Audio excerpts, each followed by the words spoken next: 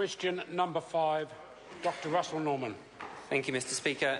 My question is to the Minister of Energy and Resources and asks, does he stand by all his decisions?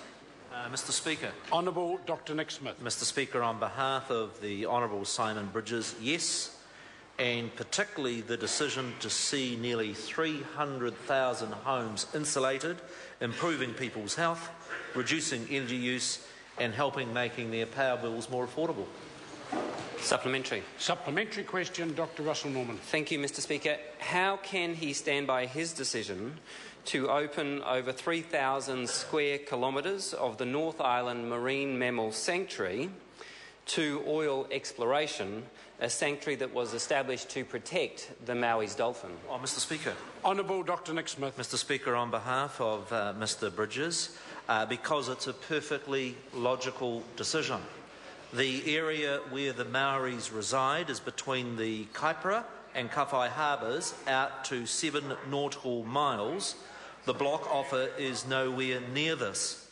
There has not been a single observation of a Maui's dolphin in the block offer area, and furthermore, there has not been a single incident involving Maui dolphins and the oil and gas industry in Taranaki over the past 40 years, despite 23 wells being drilled in most closer proximity to where the Mauis live.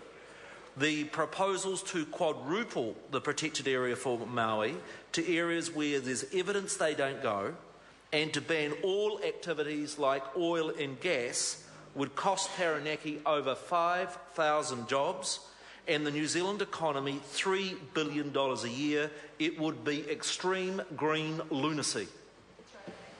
Supplementary. Supplementary question, Dr. Russell Norman. How can he propose more seismic surveying in a Maui's dolphin sanctuary against the advice of the world's largest professional scientific body dedicated to research on marine mammals that has specifically asked his government to stop such seismic surveying because it is a threat to the very survival of the Maui's dolphin? Mr. Speaker. Honourable Dr. Nick Smith. Mr. Speaker, in fact, prior to this government there were no rules around seismic survey work in such areas. It is this government, through both the exclusive economic zone legislation and then the seismic survey regulation, that sets down very clear standards to protect marine mammals. If the Parliament were to adopt the position being promoted by Russell Norman, you would have no oil or gas industry in New Zealand because marine mammals are throughout our ocean area, and that would be an economic disaster for this country. Supplementary. Supplementary question, Jami-Lee Ross. Response to the decision today by the Environmental Protection Authority to decline the application by Trans-Tasman Resources to mine iron sands in the exclusive economic zone south of Hawera. Mr. Speaker. Honourable Dr. Nick Smith. Mr. Speaker, on behalf of the Minister, this decision of the EPA confirms the robustness of the regulatory framework this government has put in place to achieve our balanced approach of developing New Zealand's mineral resources, but within the parameters of high environmental standards. I remind the members opposite there were no rules in the EEZ prior to this government. This proposal would not have even needed a consent if it was not for our law.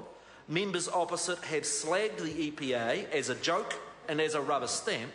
They now owe the EPA an apology. Supplementary. Supplementary question, Dr. Russell Norman. Thank you, Mr. Speaker. Is the Minister now saying that the 2,000 expert marine mammal scientists are wrong to assert that seismic surveys can harm dolphins' hearing and drive them into unprotected areas where they're more exposed to fishing nets and hence death? And if so, what is his evidence that the 2,000 marine mammal scientists who have told him not to do this are wrong? Mr. Speaker.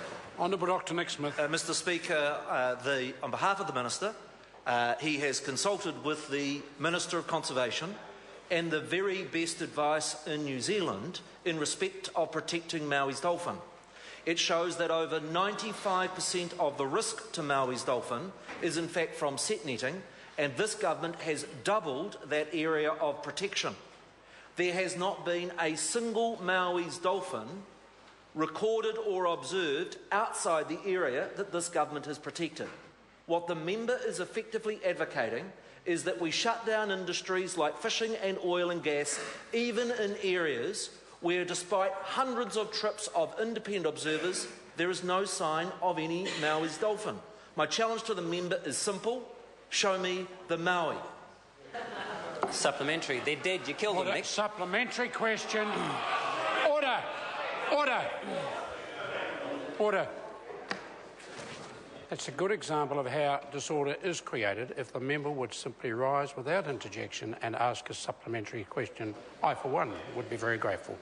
Supplementary. Supplementary question, Dr. Russell Norman. Thank you, Mr. Speaker. Does the minister understand that there is a difference between the risk to Maui's dolphins from existing production wells and adding new risks to Maui's dolphins from new seismic surveying and new drilling of exploratory wells, which is exactly what he has just approved? Mr. Honourable Speaker. Dr. Nick Smith. Mr. Speaker, I refer the member to the extensive risk management report on Maui's dolphin.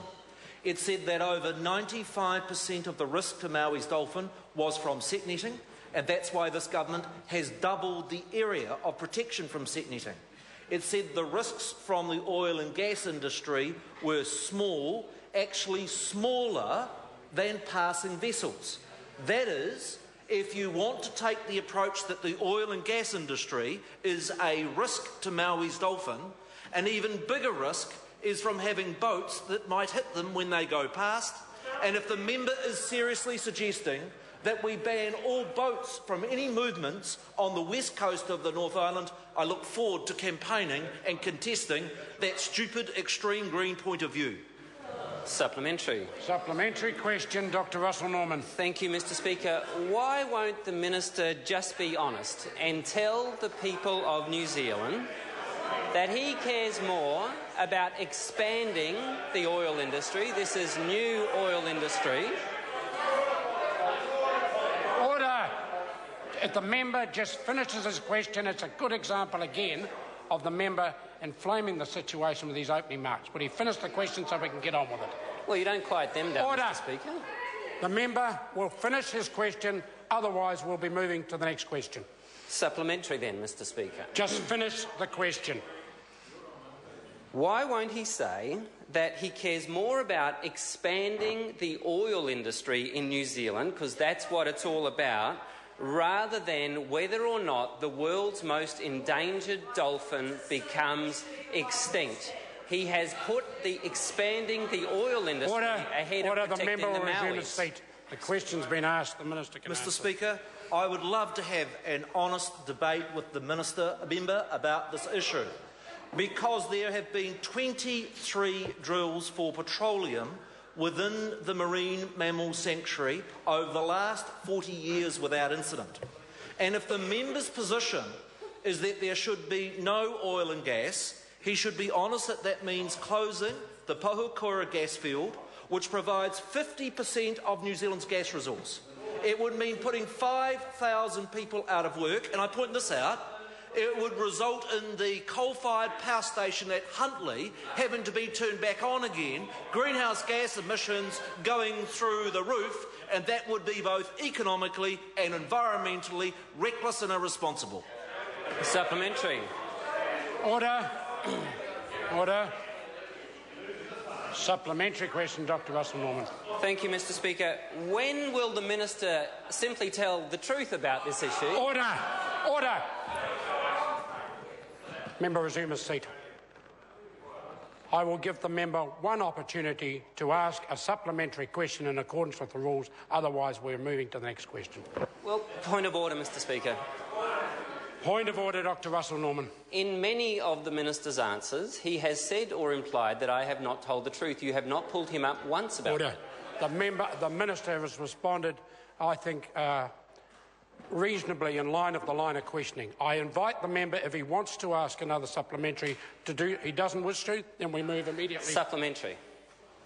Well, the member just shook his head. Does the member wish to ask a supplementary question in line with standing orders? I will give him the opportunity. It is supplementary question, Dr. Russell Norman. Thank you, Mr. Speaker. Thank you. How does opposing the expansion of the oil industry through new oil exploration drilling wells and through new seismic testing equate to the same thing as shutting down the entire existing production oil and gas industry, as that minister keeps implying in his answers today and in his other public statements? Honourable Dr. Nick Smith.